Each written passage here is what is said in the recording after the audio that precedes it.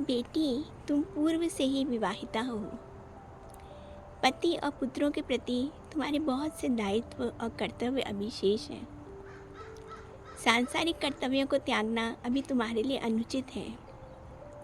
इस समय तुम्हारे लिए यही उचित है कि अभी तुम अपने घर संसार में लौट जाओ। गुरु माँ की भारी गूंजती आवाज़ मीरा के कानों में अनवरत सुनाई देती रही। तो आज मैं आपके लिए जो कहानी लेके आई हूँ उसका नाम है सन्यासिनी। और आपने अभी अभी अपने यहाँ कुंभ का मेला लगाया था और आपने देखा कि लोग कितने ज़्यादा श्रद्धालु वहाँ जाते हैं नहाने के लिए, और कितनी अंधभक्ति भी है कि किसी भी परिस्थितियों में लोग जाते हैं। तो बस कुंभ के मेले के शहर से ही जो है मेरी ये कहानी शुरू होती है और वहीं पे समाप्त भी होती है। तो मेरी आज की कहानी का नाम है सन्यासिनी। और आशा है आपको भी हो सकता है अपने आसपास कभी कोई ऐसा कैरेक्टर देखा हो और इस कहानी की नायिका को सुन के आपको उसका ध्यान आ जाए।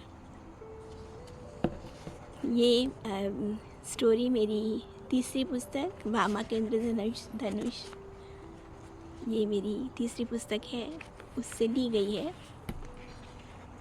और आशा है कि आपको पसंद आएगी। मीरा घंटों ध्यान में डूबी बैठी रहती, ना जाने किस दुनिया में गुम वह और उसके भगवान। दुबला पतला शरीर, सांवला रंग और भगवा साड़ी, हल्के घुंघराले बाल जिन्हें लपेटकर वह एक छोटा सा जूड़ा बना लिया करती थी। माथे पर छोटी सी मैरून बिंदी, छोटी सी पत्ती की नाक, पतले होंठ और तीखी ठोड़ी, चेहरे पर परम शांति और कुछ बेचारगी भी। सामने देसी घी का दिया जलता रहता, इसके अतिरिक्त उसे और कुछ होश ना रहता, न घर का, न द्वार का, न बच्चों का, न पति का। वह शुरू से ऐसी नहीं थी। उसका भरा पूरा सुंदर खुशहाल घर था। प्यार करने वाले सास ससुर, समर्पित पति और बच्चे। वह बहुत अधिक पढ़ी लिखी नहीं थी, आर्ट्स में इंटरमीडिएट पास,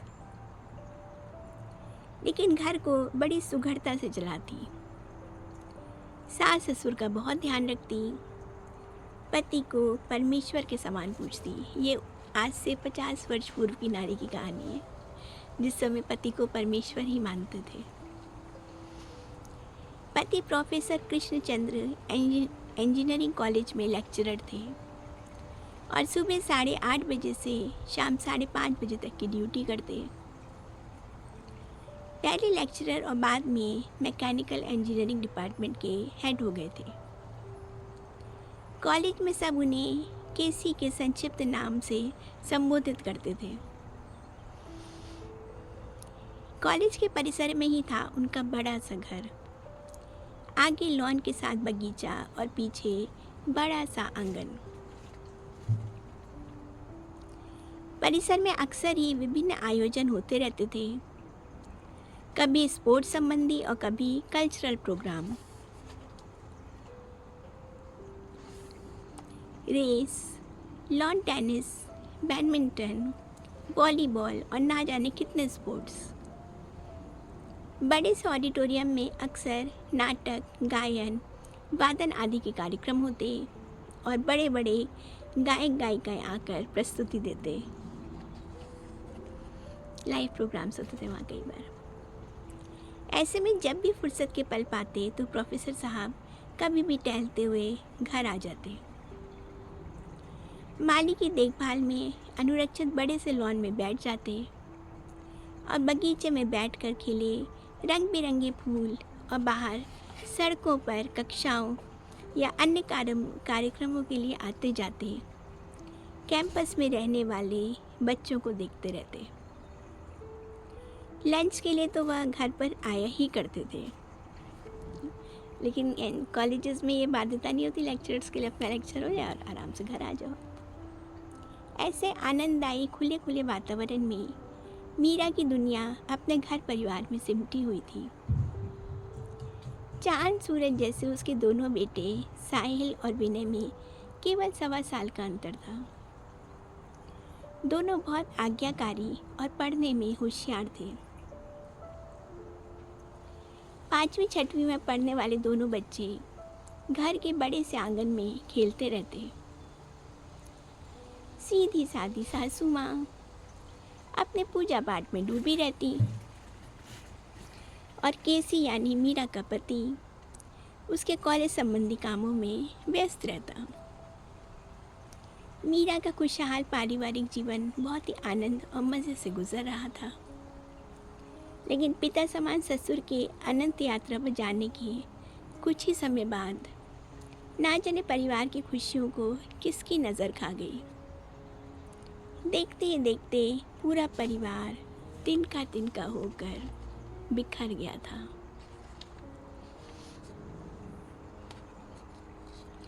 वह 1973-74 का ज़माना था। लड़कियों की संख्या कॉलेज में बहुत कम हुआ करती थी। पूरे बैच में मुश्किल से 2-3 लड़कियां मिल जाए तो बहुत। उन दिनों विभिन्न कंपनियों में मौजूद रिक्तियों के लिए बहुत से स्टूडेंट्स परीक्षा में सफलता प्राप्त करने वाले प्रतिभाशाली और नौकरी के प्रत्याशी लड़कों का साक्षात्कार और चयन करने के लिए बहुत सी कंपनियों के प्रतिनिधि कॉलेज में आया करते थे। कैसी ऐसी कंपनियों और प्रत्याशियों के मध्य संपर्क का माध्यम बनने वाली समिति में हुआ करते थे। केसी को कंपनी की ओर से आए प्रतिनिधियों के ऊपर से ठाट बाट भरी दिखाई देने वाली ज़िंदगी की चमक दमक और ख़ास तौर पर उनकी सैलरीज बहुत आकर्षित करती। कॉलेज के प्रोफेसर के रूप में तो गिनी चुनी तनख्वाह ही मिलती थी, जिसमें सादा जीवन ही जिया जा सकता था।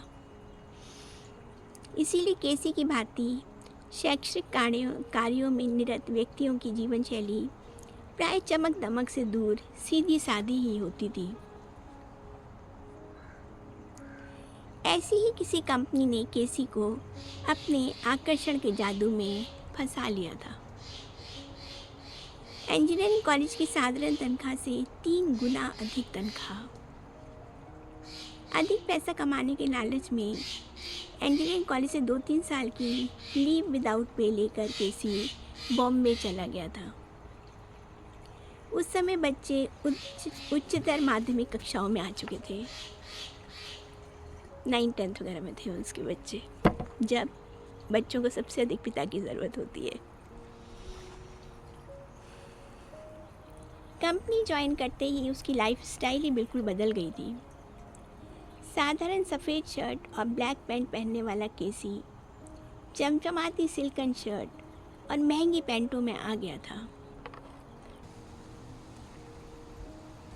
पॉलिश के चमकदार पॉइंटेड जूते और शैम्पू किए हुए कायदे से कढ़े बाल।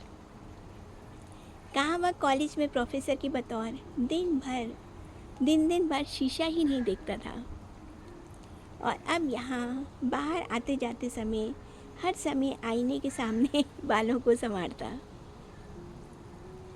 सिद्धांतवादी और अत्यंत सादा जीवन जीने वाला केसी जान ही नहीं पाया कि 5 स्टार होटलें, शराब और शबाब कब उसकी ज़िंदगी का हिस्सा बन गए।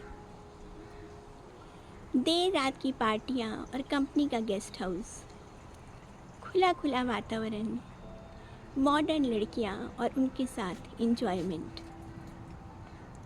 5 स्टार होटलें, कैपरे और कॉल गर्ल्स की आसान उपलब्धता, शराब और शबाब से भरे इस स्वर्ग में आकर वह खुद को, अपने घर को और अपने बीवी बच्चों को ही भूल गया था। कभी कभार भूले भटके घर आता तो पहले सादगी की मूर्ति लगने वाली मीरा उसे एकदम गंवार लगती। महीनों बाद आए पति के प्यार को तरसती मीरा रात को उत्साह में भरकर जब उसके पास जाती तो वह मुंह मोड़कर सो रहा होता। ये कैसा चिकना मॉडर्न पराया सा पति घर आने लगा था। उसे तो वही ब्लैक पैंट पर बाहर निकली हुई वाइट शर्ट पहना बिखरे बिखरे बालों वाला पति याद आता था, जो उसे जान से ज़्यादा प्यार करता था। वह जब घर में रहता था तो रात को उसके कुर्ते के बटन आधे खुले होते थे और उसमें से झांकते होते थे सीने के काले बाल। वह उत्साह में भरकर उसके सीने को चूम लेती और केसी उसे अपनी बाहों के घेरे में जकड़ लेता था। लेकिन अब पराया सा उसका हम बिस्तर क्या उसका वही पति था? नहीं, ये मेरा कृष्ण नहीं। कृष्ण तो सूर्य के समान उज्जवल तेजोमय और चंद्रमा की चांदनी के समान पवित्र था। ये था तो वही, लेकिन कैसा चिकना चिपड़ा सा हो गया था। अजीब से परफ्यूम की गंध अब उसके शरीर से आती रहती। मुश्किल से 2-4 दिन बीतते ना बीतते उसके बम्बई लौट जाने का समय हो जाता। केसी के बम्बई चले जाने से घर में चौके से उठती सुवासित खुशबुएं भी बंद हो गई थीं। पहले मीरा कितना खुश होकर कितनी मेहनत से सबकी पसंद का खाना बनाती थी, पर अब बस एक आलू टमाटर की सब्जी बनाती और साथ में रोटी, कभी परवल कभी टिंडे। बच्चे कुछ और खाने की जिद करते तो डांट पड़ जाती।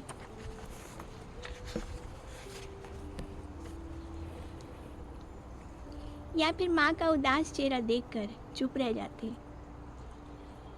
माँ जी का काम तो खिचड़ी दलिया या लौकी की सब्जी से ही चल जाता। घर तो किसी तरह चल ही रहा था, लेकिन केसी के घर छोड़ने का जो सबसे बुरा असर हुआ वह यह था कि पिता के अनुशासन और मार्गदर्शन के अभाव में दोनों मेधावी बच्चे क्लास में पिछड़ने लगे। गणित के सवाल उन्हें बहुत अच्छे से समझाकर पिता चुटकियों में हल कर दिया करते थे, लेकिन दोनों बच्चे अब अलजेब्रा, ट्रिग्नोमेट्री, ज्योमेट्री और फिज़िक्स के सवालों से घंटों जूझते रहते। पापा थे तो कैसे खेल खेल में उन्हें पढ़ा देते थे, और अब वही सवाल उन्हें पहाड़ की चोटी पर चढ़ने जैसे कठिन लगते।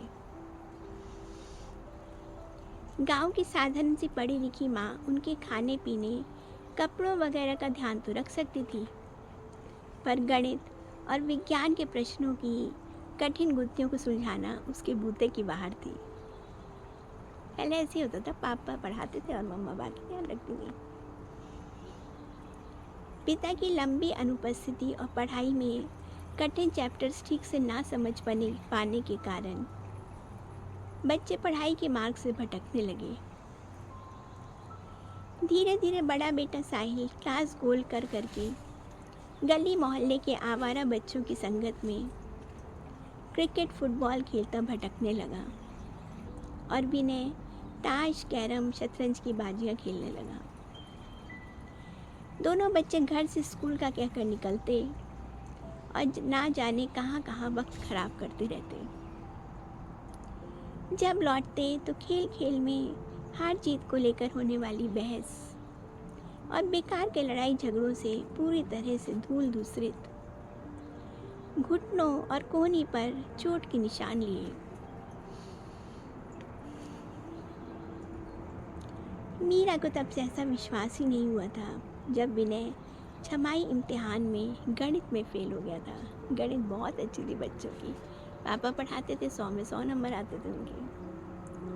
वह विषय जिसे बच्चों ने बचपन की छोटी कक्षाओं में पिता के साथ खेल खेल में सीखकर शानदार नंबर पाए थे। इस बार केसी जब घर आया तो मीरा ने उसको विनय और साहिल का रिजल्ट दिखाया। देखिए, आपके बिना बच्चों की पढ़ाई में क्या हालत हो रही है। हमेशा फर्स्ट आने वाले बच्चे कैसे पिछड़ गए हैं।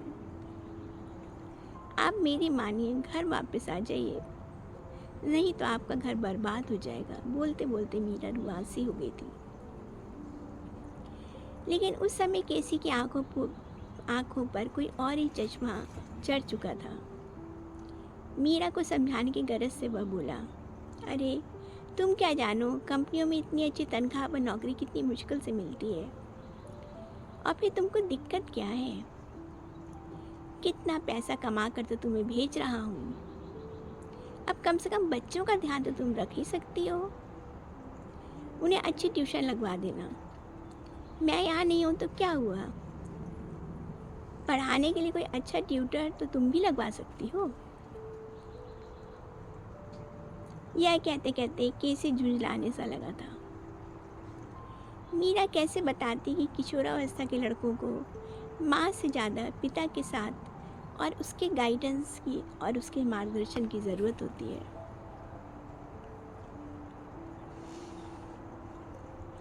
केसी जब अब की बार घर आया तो मीरा को एक झटका और लगा था। उसे केसी के अटैची की पॉकेट में लेडीज़ परफ्यूम्स और दूसरी कुछ चीज़ों के पैकेट रखे दिखे थे, जिनका उसकी अटैची में पाया जाना उसके चारित्रिक भटकन की ओर एक पुष्ट संकेत करता था। कैरेक्टर में कुछ प्रॉब्लम आ रही है। पत्नी के साथ तो उसका संबंध लगभग साल भर से था ही नहीं, तो भी ये पैकेट्स उसकी बम्बई की अटैची में। इतना बड़ा धोखा। उसकी 15-16 साल की शादीशुदा ज़िंदगी का इतना बड़ा मजाक। जैसे झनाक से उसके अंदर केसी की धोखेबाजी से पति पत्नी के बीच विश्वास का नाजुक कांच चटक गया था। मीरा अंदर तक टूट गई। उसे विरक्ति सी होने लगी। बेकार है घर संसार, ये बच्चे, ये पति का मुंह। उसे क्या मिला। उसके विश्वास, उसके समर्पण, उसकी भक्ति का क्या हुआ। मानते हैं वो बहुत स्मार्ट नहीं, लेकिन पत्नी के तो सारे कर्तव्य निभाती है, और माँ के भी। केसी ने उसे कुछ नहीं बताया और ना ही कोई सफाई देने की कोशिश की। वह बम्बई लौट गया था। गंगा किनारे कुंभ का मेला लगा हुआ था। तीर्थराज प्रयाग में कुंभ का समय निराला ही होता है। गंगा का किनारा, दूर दूर तक फैली रेत, ढेरों साधु संत, गंगा के किनारे लगे टेंट्स, दूर दूर तक लहराता हरहराता गंगा का पानी और त्रिवेणी संगम का महान तीर्थ। गंगा, यमुना और अदृश्य सरस्वती की मिलन स्थली। गंगा किनारे कुंभ का मेला लगा हुआ था, प्रयाग का प्रसिद्ध संगम। सुबह की पवित्र बेला में नारंगी आसमान के साथ गंगा की लहरें भी कभी नारंगी या कभी सुनहरी सी लगती। गंगा का पानी कुछ मटमैला सा और यमुना का कुछ नीला सा। यमुना अत्यंत गहरी, 3 हाथी के बराबर डुबाओ। गंगा मध्यम गहराई की। दोनों के संगम पर एक डेल्टा सा बनता। गंगा का किनारा ऊपर की ओर और दूसरी ओर यमुना नदी। कितने ही तीर्थ यात्री दूर दूर से संगम में स्नान करने आते हैं। ढेरों नाव और मल्लाह। यात्री संगम में स्नान करते और फिर नाव में ही कपड़े बदलते। चारों ओर कपड़ों और पर्दों से घिरी नाव। औरतें पेटीकोट को गले में बांधकर कपड़े बदल लेती।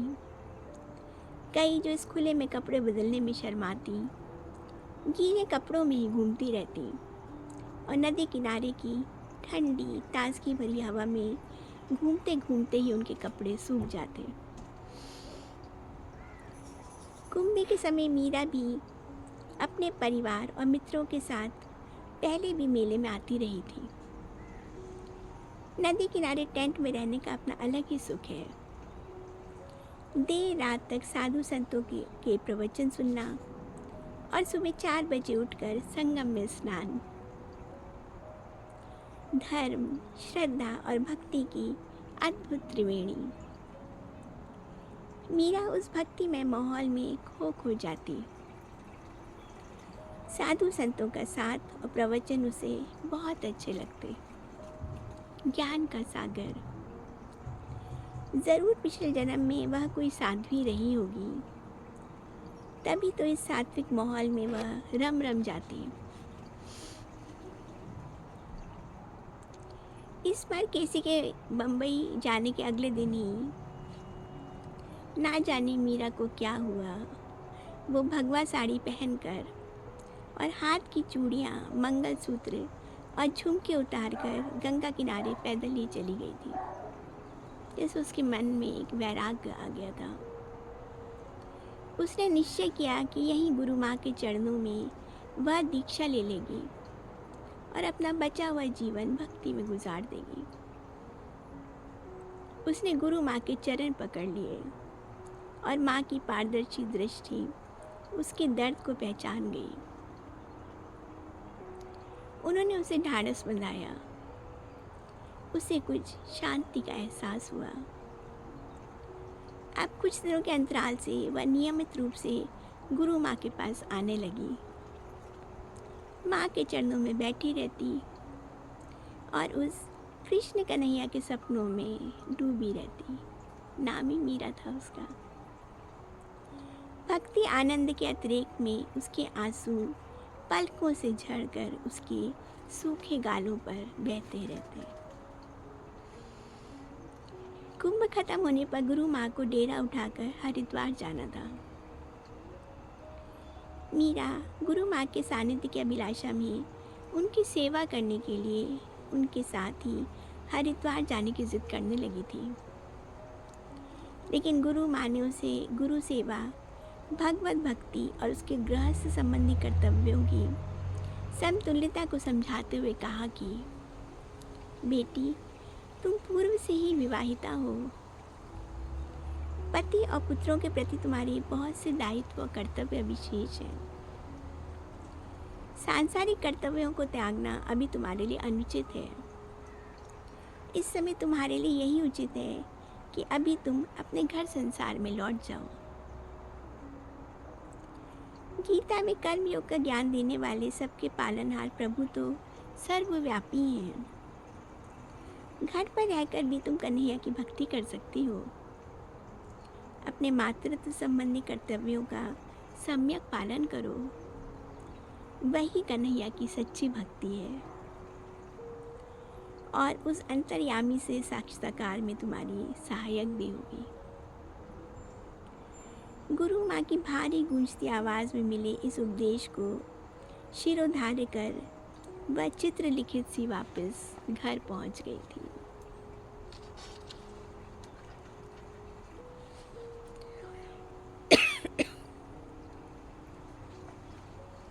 मीरा गुरु माँ के आदेशानुसार घर तो लौट आई, लेकिन पति के के बिगड़े हुए आचरण के कारण लगी चोट को वह भुला नहीं पाई थी। वह गुरु माँ की आज्ञा का बिल्कुल पूरी तरीके से पालन नहीं कर सकी।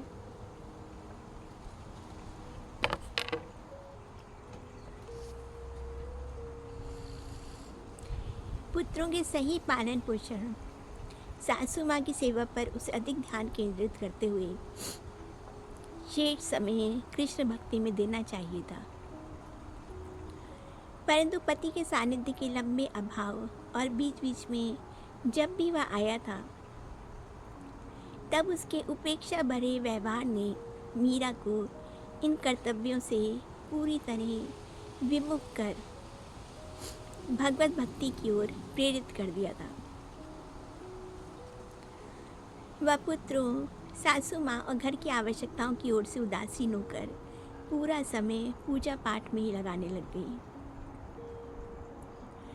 तेज जाड़ों में भी वह सुबह 4 बजे उठकर ठंडे पानी से नहा लेती और फिर एक भगवा साड़ी और ब्लाउज़ में पूजा स्थल पर ध्यान मग्न होकर बैठ जाती।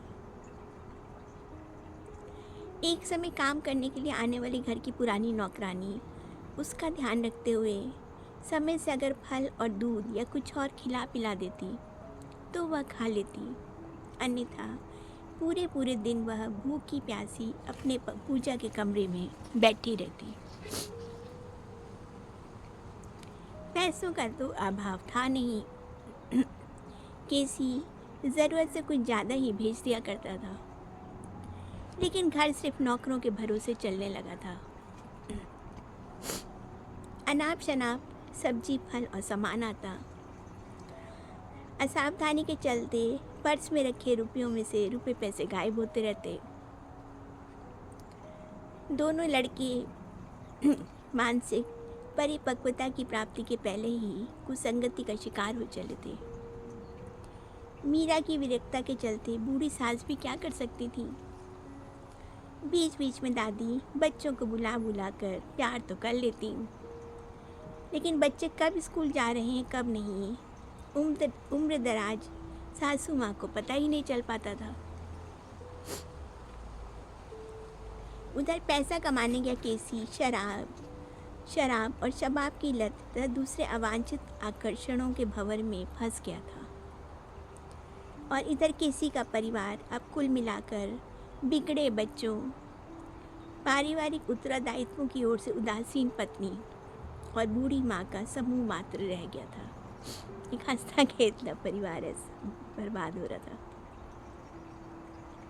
जो कहने को तो साथ साथ रहते थे, लेकिन उन्हें सही मायनों में एक परिवार मानना व्यर्थ ही था। झूठी शान और दौलत के पीछे भागने वाले केसी ने दूसरे भौतिक आकर्षणों में उलझकर अपने परिवार और सुखी जीवन को तहस नहस कर डाला था। लेकिन इस वास्तविकता की ओर से वह अभी भी आंखें मूंदे हुए था। इस बार चौकीदार का तार पाकर जब केसी घर आया था तो घर की अव्यवस्था को देखकर बौखला गया था। बिखरे हुए घर में जगह बनाता हुआ वह पूजा स्थल पर पहुंचा था। ध्यान में मग्न बैठी दिख रही मीरा को उसने जैसे ही हाथ लगाया, उसकी निर्जीव देह ईश चरणों में लुढ़क गई थी। एक हल्की चीख के साथ केसी मीरा की निर्जीव देह पर हाथ धरे फपक फपक कर रो पड़ा था। अब उसे वास्तविकता का भान हो रहा था कि उसने क्या पाया और क्या खो दिया था। उसकी प्राण प्रिया, उसकी पत्नी, उसका साथ छोड़कर असमय ही उस मार्ग पर जा चुकी थी जहाँ से वापसी की कोई राह नहीं होती। कहाँ गया उसका स्वर्ग सा घर। उसे पश्चाताप हो रहा था कि उसकी अच्छी खासी गृहस्थी में आग लगाकर वह ना जाने कैसे मृत्युतृष्णा के पीछे भाग रहा था। लेकिन अब हाथ मलने से क्या फ़ायदा था। बीता हुआ समय और गुजरे हुए पल कभी वापस नहीं आते हैं। हाय रे किस्मत, क्या सोचा था और ये क्या हो गया। वह अकेला की कर्तव्य विमूढ़ सा एक हाथ से अपना सर पकड़े था और दूसरा हाथ उसकी प्राण प्रिय सन्यासिनी पत्नी की शांत पार्थिव देह पर था। उसकी माँ और दोनों बेटे भी अभी इस हृदय विदारक आघात से अनभिज्ञ थे। पत्नी के असमय अवसान ने केसी को हिलाकर रख दिया। उसके नेत्रों से अविरल अश्रुधारा बह रही थी। लेकिन मीरा की आत्मा गुरु माँ के चरण थामे कहीं अनंत में परम पिता में विलीन होने के लिए ब्रह्मलोक की ओर उन्मुख हो चुकी थी।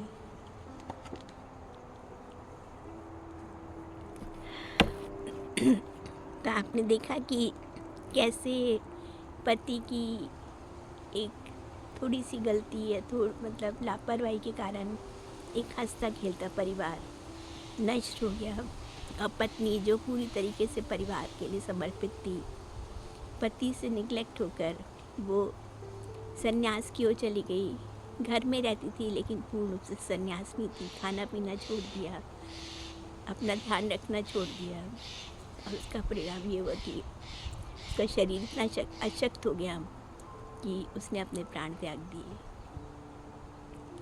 तो बस इस कहानी से यही संदेश दे सकते हैं कि किसी भी चीज़ की अति बुरी है। बहुत अधिक धन भी अच्छा नहीं होता परिवार के लिए। और जिस समय विशेषकर जब आपके बच्चे बड़े हो रहे होते हैं, उस समय एक बार की पैसा कम हो तो कोई बात नहीं है, लेकिन उनके ऊपर ध्यान देना बहुत ज़रूरी होता है। किशोरावस्था के लड़के और लड़कियों की ओर जिनको माता और पिता दोनों की आवश्यकता होती है, तो यदि आपकी सीमित तनख्वाह में भी उनका आप अच्छे से पालन पोषण कर सकते हैं तो करिए।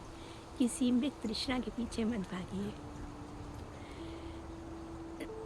तो बस आपने भी कभी ऐसा कुछ अनुभव किया हो, आपके आसपास या आपके रिश्ते में कोई ऐसी नारी रही हो जिसके साथ कभी इस तरह की घटना हुई हो, तो मैं ज़रूर मेरे साथ शेयर करिएगा और कमेंट्स में लिखिएगा। और ऐसी मेरी चैनल आप सुनते रहिए, कहानियाँ सुनते रहिए, और अपने सुझाव और कमेंट्स मुझे ज़रूर भेजिएगा, और मेरे चैनल को सब्सक्राइब भी करिएगा। Okay, bye, see you, all the best.